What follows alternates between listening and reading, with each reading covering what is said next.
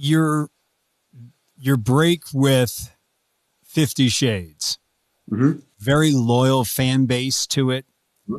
So to be cast into that role, there's some positives, some negatives, but it definitely helped also project you as the leading man in a lot of ways, even beyond The Fall, because you had tremendous critical acclaim for doing The Fall. Yeah. But when you did 50 Shades, give me an example of a positive coming from not necessarily the role of 50 Shades. I'm talking about, in your mind, what was a real positive that came from being cast in that character? Like a massive opportunity. You know, everything that's come after 50 Shades wouldn't have come after it had I not done it, you know. And if you're in a film, sort of no matter how well it's received, and it wasn't received well critically at all, and that's no news to anyone. But it made a shit ton of money. But it wasn't, you know, critics destroyed me. And it's tough, to be honest with you. It's not great, you know, particularly off the back of something like The Fall, where nominated for BAFTA, won a load of other awards, best reviews ever.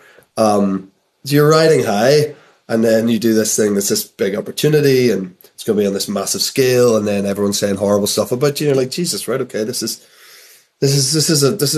a proper ride, you know. But you know, every opportunity, as I said, I think that all the independent film I've done, all the really good stories and sort of work that was really important to me that came after was off the back of it.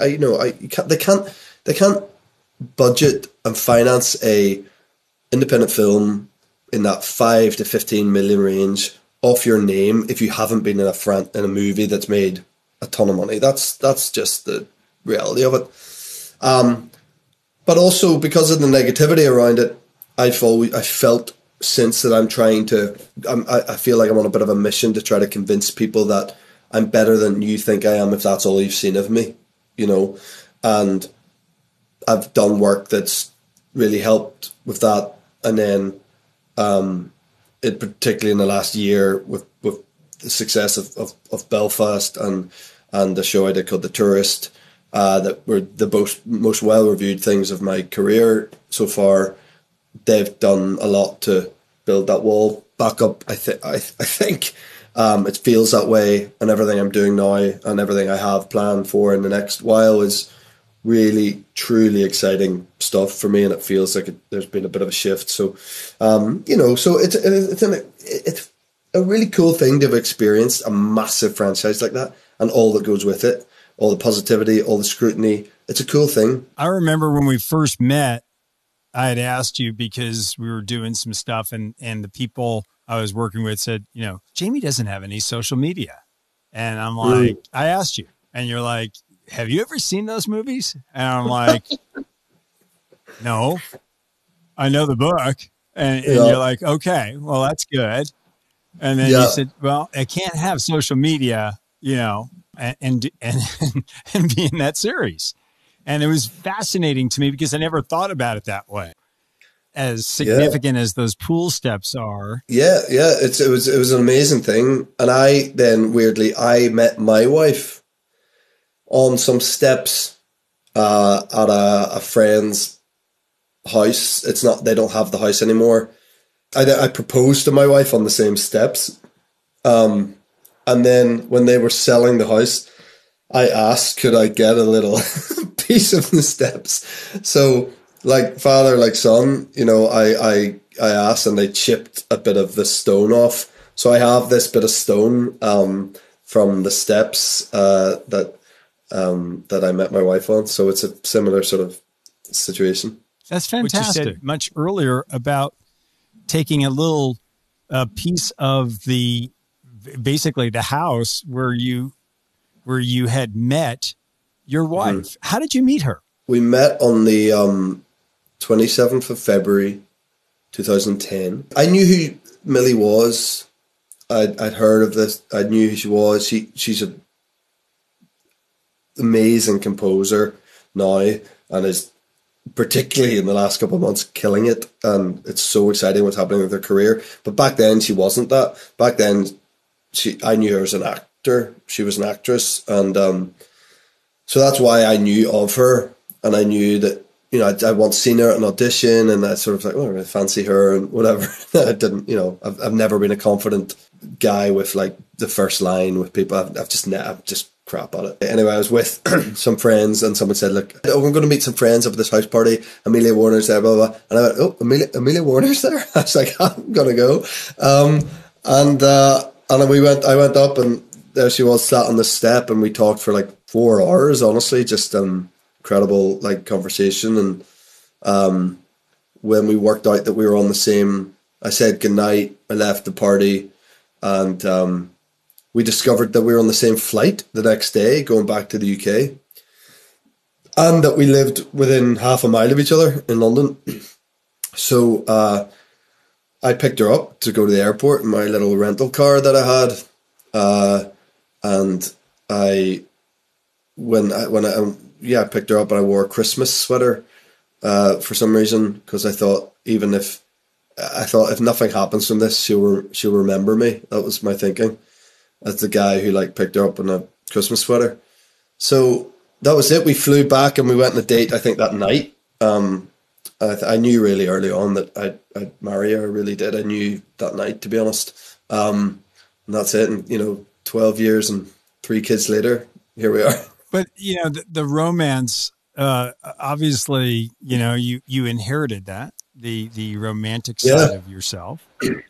Yeah. Her support of you and what you do had to be unusual, I would assume, during 50 Shades.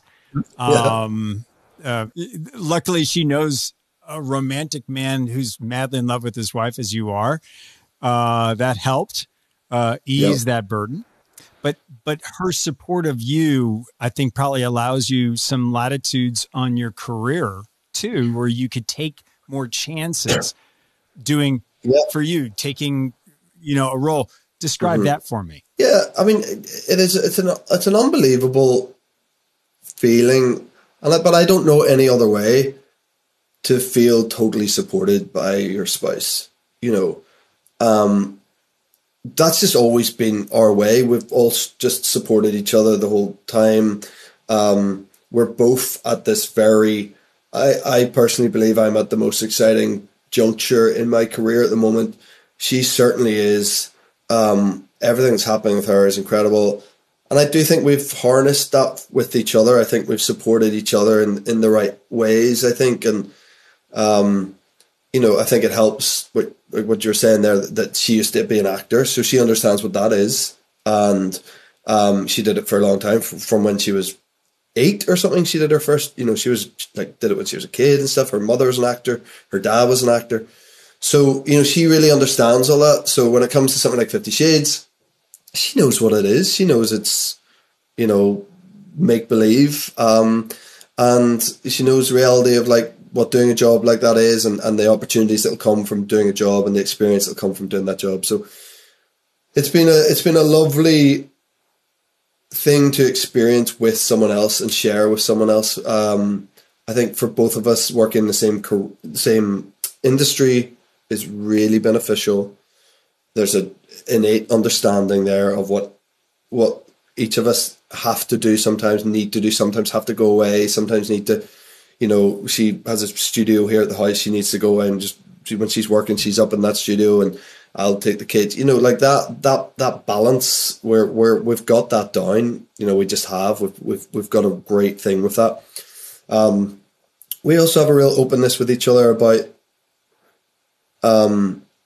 saying yes to basically everything.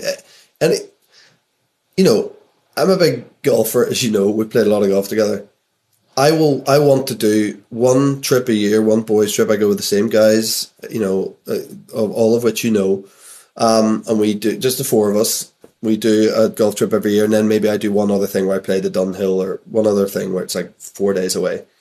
They're my 2 like things for golf. I never play golf at the weekends. I've never played once at the week, apart from these 2 trips. I never play weekend golf, like, because I'm lucky because of my job. If I'm off during the week, and I can play golf when the kids are at school.